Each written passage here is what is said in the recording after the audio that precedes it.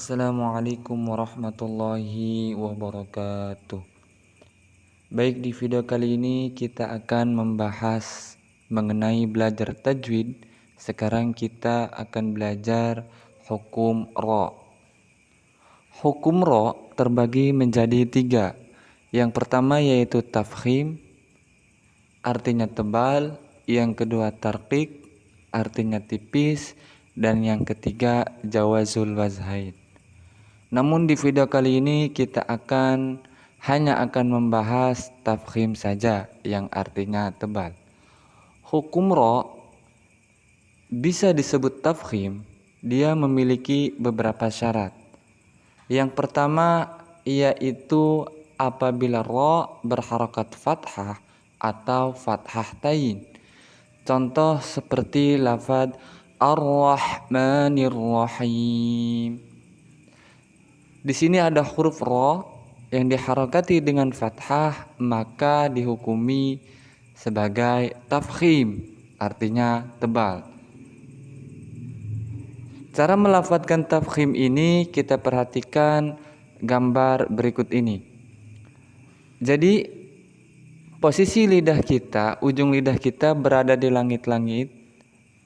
Kemudian pangkal lidah kita agak naik. Ar-Rahmanir Rahim. Itu syarat yang pertama. Kemudian ro bisa disebut hukum tafkhim apabila ro itu berharokat dhammah atau dhammah tain. Contoh seperti lafaz warusulih. Jadi ro diharokati dengan dhammah, maka dihukumi sebagai tafkhim. Kemudian ada lagi ro bisa disebut tafkhim dengan catatan atau dengan syarat apabila ro berharokat sukun, kemudian huruf sebelumnya berharokat dhammah. Saya ulangi, hukum ro bisa disebut tafkhim apabila ro sukun, huruf sebelumnya berharokat dhammah. Contoh seperti lafaz turhamun. Maka hukum ro di sini dihukumi sebagai tafkhim. Kemudian ada lagi ro bisa dihukumi sebagai tafkhim apabila ro berharokat sukun, kemudian huruf sebelumnya berharokat fathah. Jadi ro berharokat sukun, kemudian huruf sebelumnya berharokat fathah. Contoh seperti lafaz wa arsala. Jadi hukum ro di sini dihukumi sebagai ro tafkhim, maka dibacanya harus tebal. Tidak boleh dibaca wa-ar, tetapi harus tebal. Wa-arsala. Seperti itu. Kemudian ro ini bisa juga dihukumi sebagai tafkhim apabila ro berharokat sukun kemudian didahului oleh hamzah wasol. Contoh seperti lafaz warhamna. Di sini ada ro. Kita perhatikan ada ro yang berharokat sukun kemudian didahului oleh hamzah wasol. Maka hamzah wasol ini kita tidak baca, kita langsung kepada huruf ro. Warhamna. Seperti itu.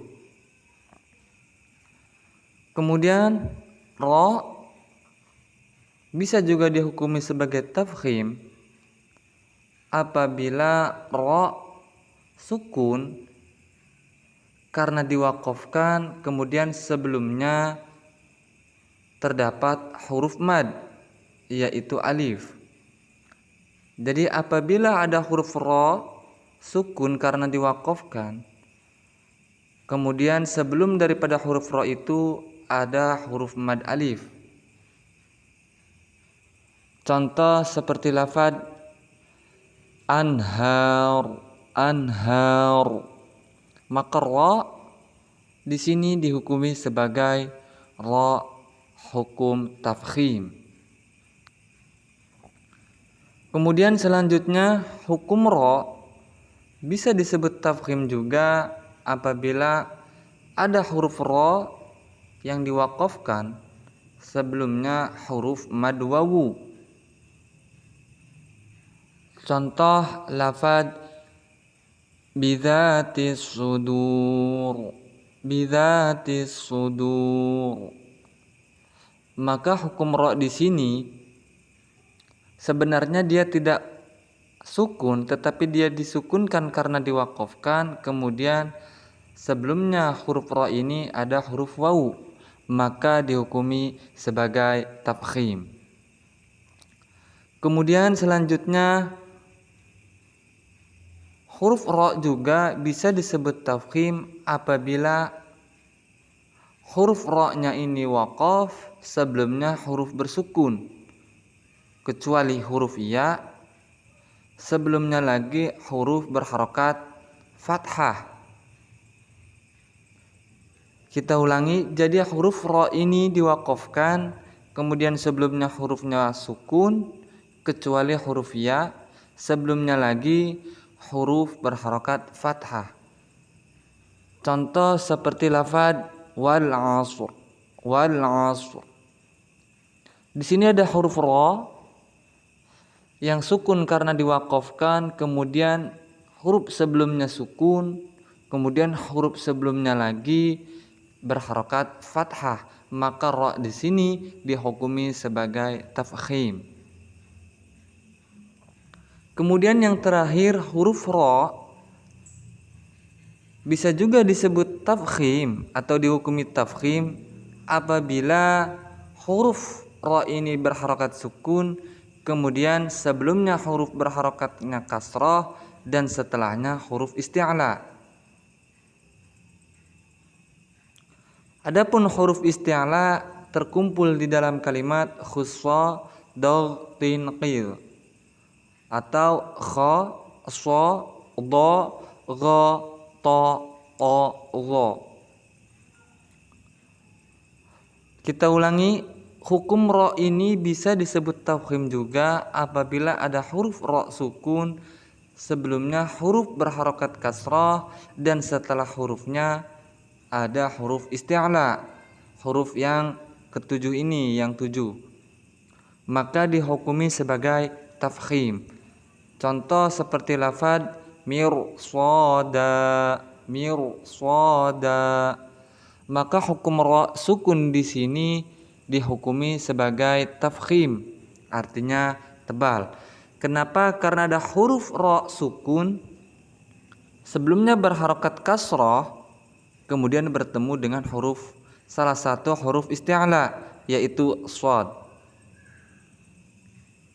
Oke, sampai di sini dulu pembahasan kita kali ini. Adapun hukum ra selanjutnya yaitu tarqiq dan jawazul wajhain kita akan bahas di video selanjutnya. Kami ucapkan wassalamualaikum warahmatullahi wabarakatuh.